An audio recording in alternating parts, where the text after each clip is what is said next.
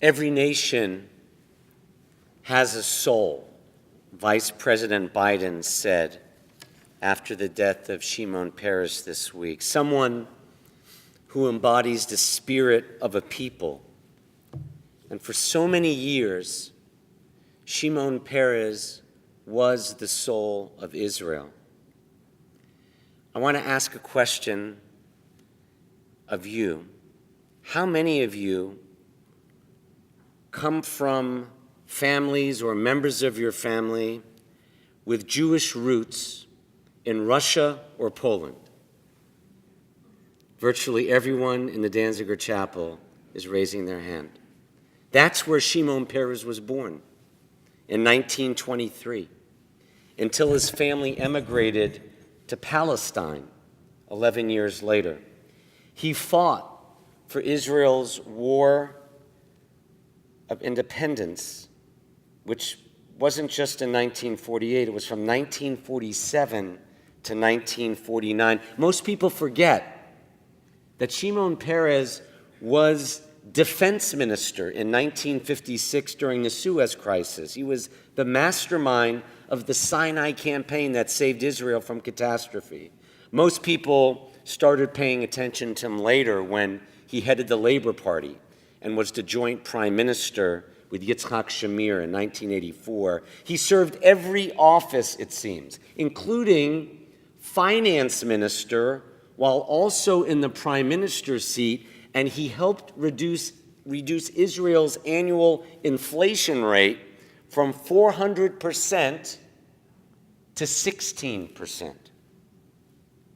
And after all these political offices, the nation named him president in 2007, a statesman's role, because Peres was so much more than a politician.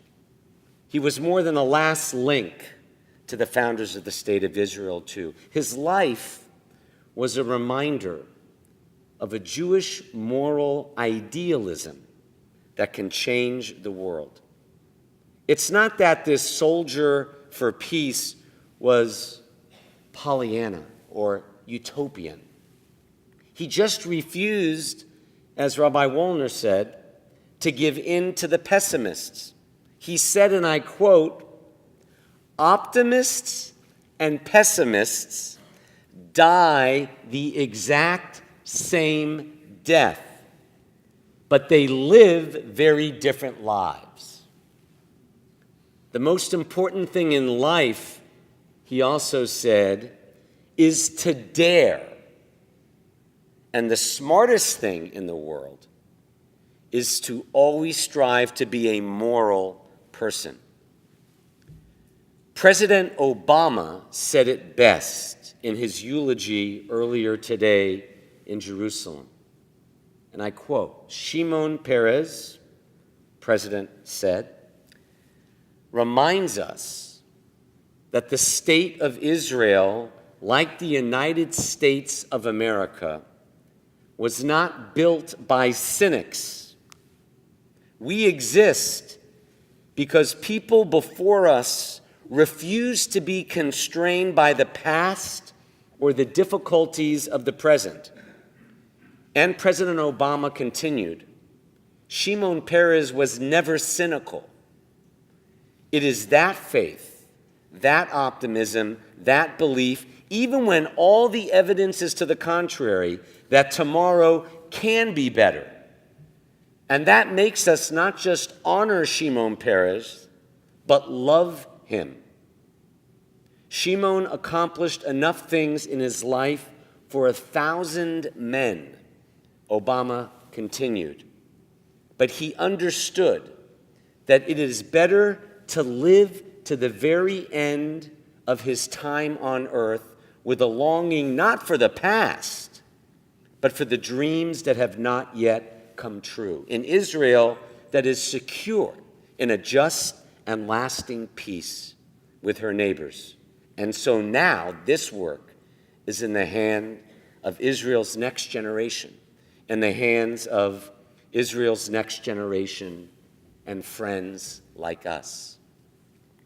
As we begin the new year, 2 nights from now, Many images come to mind: apples and honey, services, home meals, the shofar, Yizkor, the ever-popular breakfast.